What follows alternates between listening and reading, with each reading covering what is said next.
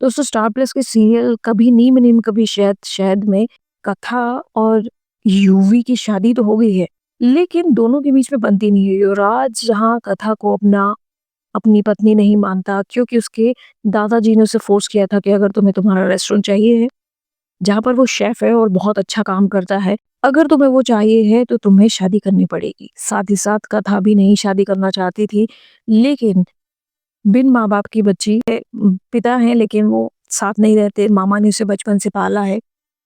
वो अपने मामा की बात नहीं टाल पाई और उसने कह दिया कि आपको जहाँ मेरी शादी करवाना है आप करवा दो। जबकि युवराज और कथा की आपस में बिल्कुल नहीं बनती है। खैर दोनों की शादी होती है और शादी में युवराज की चाची जो है वो अपनी तरफ से बड़े अड़ंगे अड़काती है। जब उसका गृह प्रवेश होता है तो गृह प्रवेश में आलता में गर्म पानी मिला देती है। जो थाल होती है ना सिंदूर की, आलता में गर्म पानी मिला देती है। उससे कथा का पैर जल जाता है, बहुत बुरी तरीके से। युवराज वैसे तो बड़ा कठोर है लेकिन कथा को अपनी गोदी में उठाता है और लेके जाता है। पूरा वो गृह प्रवेश करवाता है।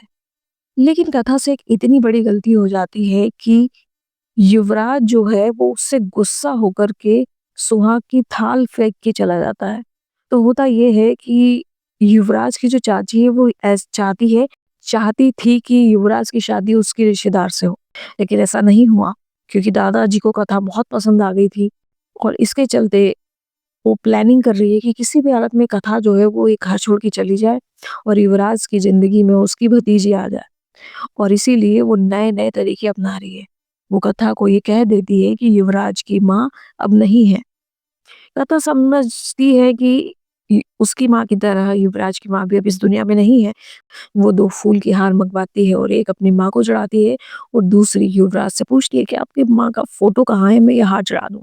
बस इतना सुनना था कि युवराज गुस्से से आग बबूला हो जाता है। वो इतना ज़्यादा गुस्सा हो जाता है कि वो कथा को खींचते हुए बाहर लेके जाता है सबके सामने और बुरा-भला कहने लग जाता है और कहता है कि अब तुम्हें इस घर से बाहर जाना होगा। लेकिन कथा पहले ही दादाजी से प्रॉमिस कर चुकी है और कह चुकी है कि किसी भी कंडीशन में कोई भी स्थिति हो, कोई भी परिस्थिति हो, तुम ये घर छोड़ के नहीं जाओगी और इस बात का प्रॉमिस कथा कर चुकी है। दादाजी उसे रोकते हैं, घरवालों के सामने बात आती है, सब नाराज़ हैं।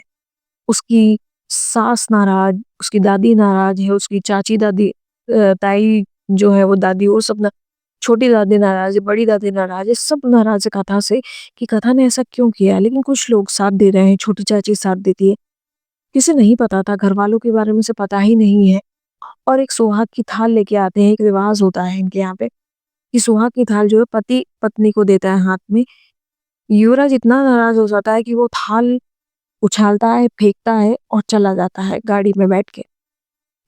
रात को रिसेप्शन है, घरवाले, परिवार वाले, रिश्तेदार, समाज वाले आने वाले हैं, लेकिन युवराज नाराज़ होके जा चुका है।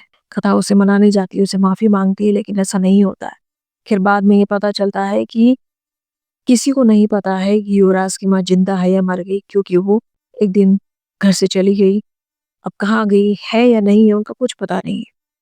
और युवराज अपनी माँ से इतना प्यार करता है, उसे ढूँढता रहता है, उसके माँ के नाम का रेस्टोरेंट बनवाया है और इसीलिए उसे उस रेस्टोरेंट से बहुत प्यार है और अपनी माँ से उससे भी ज़्यादा।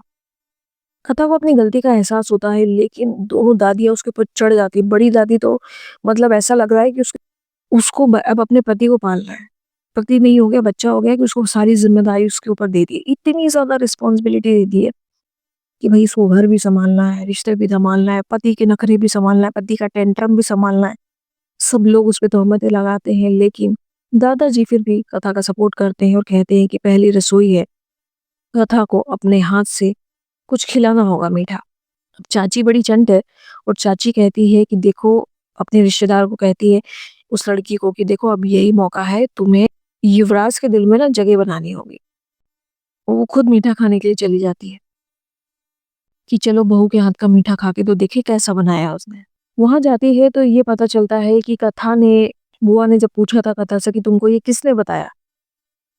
तो उसने चाची का नाम ले दिया था। इस पे भी पंगा हो जाता है और इस पे भी बड़ी दादी बोल देती है कि अच्छा ये बहू जो है नई-नई 2 दिन आए नहीं हुआ, इसने अपने पति को नाराज़ कर दिया, अब घर में कलह भी करने लगी है।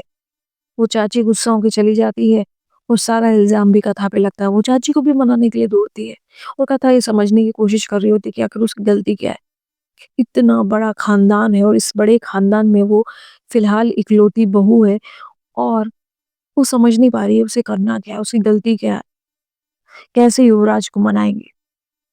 अब युवराज समय पे वापस लौटता है या नहीं? चाची कितनी चालें चलती है, ये तो नहीं कह सकते। काफ़ी लंबा-चौड़ा परिवार है और कथा बहुत प्यारी लग रही है। कथा युवराज को महाराज कहती है, वहीं महाराज जी कथा को गोबर देवी कहते हैं, क्योंकि वो बॉटनी की स्टूडेंट है, उसे पेड़-पौधों से बहुत प्यार है, बहुत लगाव है और वो गोबर डालती रहती है, इसलिए।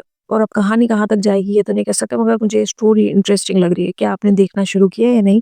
Please comment below. वैसे इस कहानी को 1 महीना हो चुका है, जून में शुरू हुई थी ये स्टोरी और अब काफ़ी इंटरेस्टिंग हो चुकी है क्योंकि अब शादी से शुरुआत हुई है, ससुराल पहुँच गई है, तो आई एम श्योर ये कहानी आपको भी पसंद आएगी।